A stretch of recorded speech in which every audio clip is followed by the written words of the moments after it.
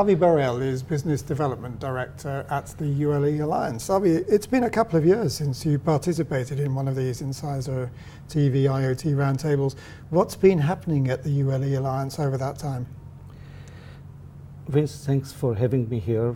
Yeah, it's been Always a pleasure. 2 years, and I'm glad to be here back at Incisor TV. Last 2 years have been remarkable years for the ULE Alliance.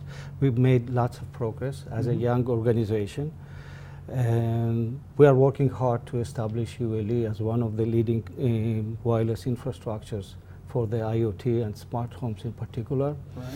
And one of the most important developments, among others, in especially last year, was establishment of the certification program. You see, so far we've been telling the world about the great ULE technology, but it was, so far it was just hand waving and the nice stories. But now ULE is reality with more than 40 certified devices. That's impressive. Yes. That is impressive in a relatively short time. Yes. This is certified devices coming from companies like Crow, company who comes from the professional security market, Panasonic, Huawei, VTech, the big names, and we are excited about it. We expect that if the plans of our members will materialize at their plan, that this number will double by end of this year. So ULE is gaining traction with some big ULE names. Yeah. is definitely gaining traction, and we will see also some more deployments, and I hope we'll have a chance to talk about it later on. Well, standardization and interoperability are crucial if the IoT is going to be a success. What is the ULE Alliance doing to bring together cooperation with other alliances and SIGs across the industry?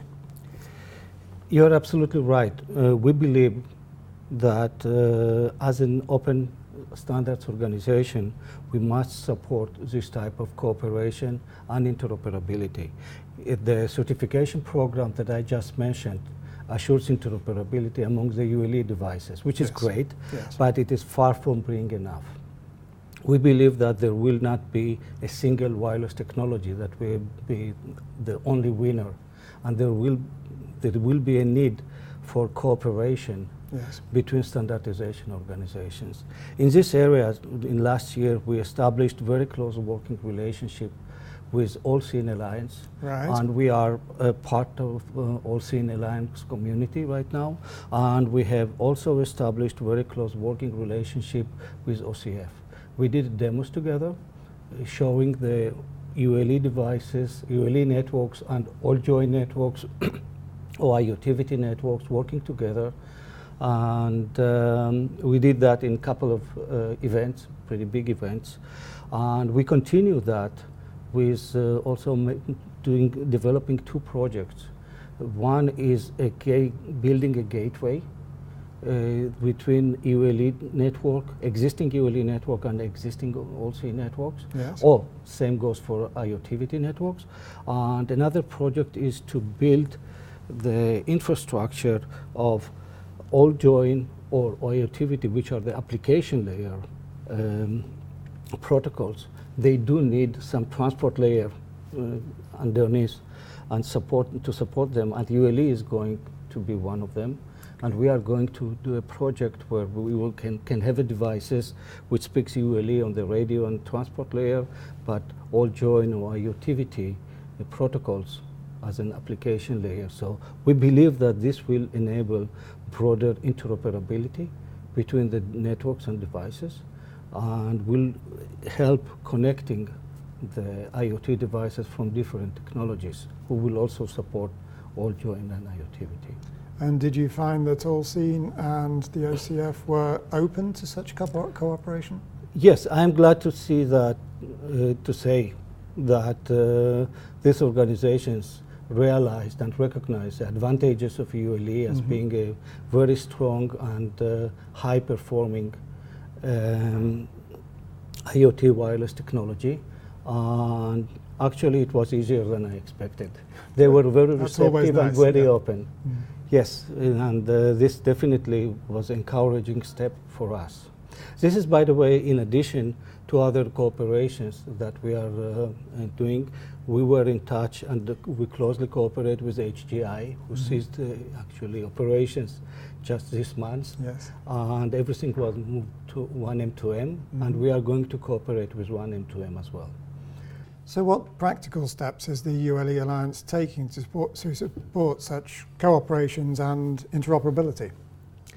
In the discussions with between the technical guys of ULE Alliance and Allsyn Alliance and also OCF, they came to conclusion that the best way to cooperate and launch these projects would be based on the IP technology. Right. I'm glad to say that today ULE Alliance has made a press release announcing availability of 6LoWPAN ULE over IP.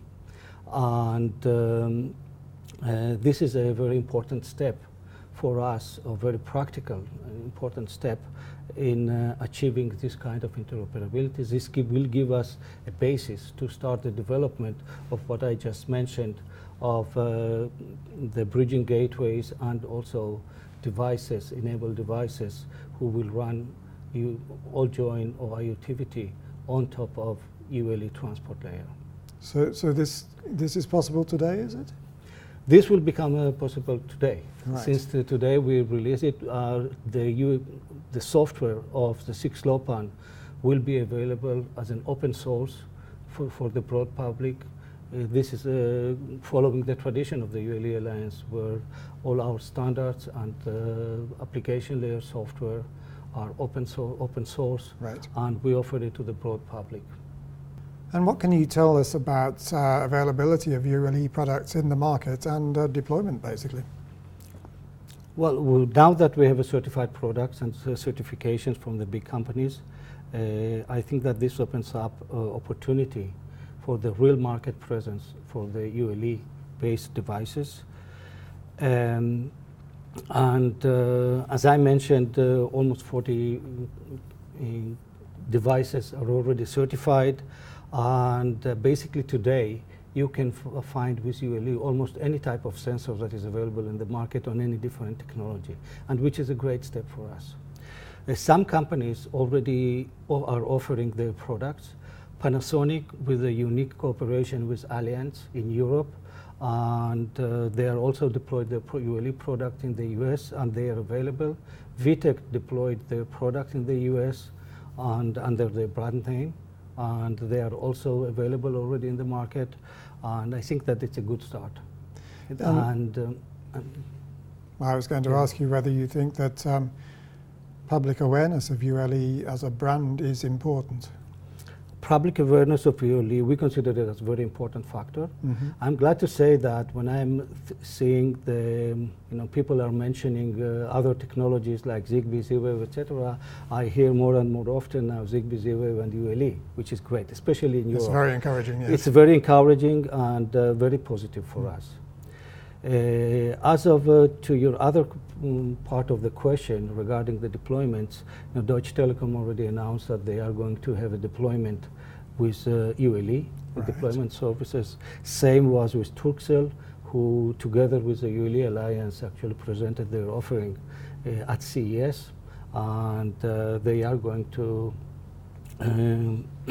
offer services based on the ULE. And there are at least 3 more operators worldwide who are either actively evaluating or actively developing service deployments which are based on ULE.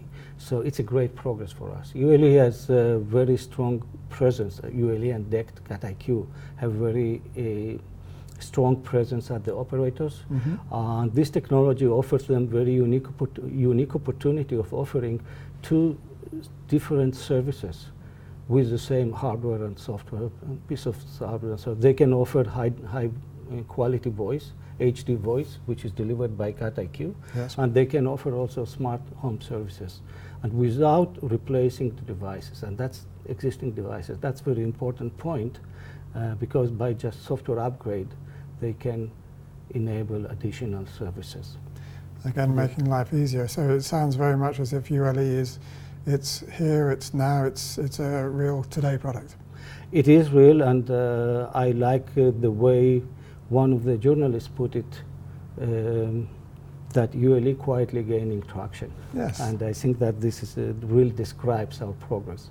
And I'm very proud of what we've done so far and looking forward to further developments. Thank you, Ali. I hope it continues. Thank you very much.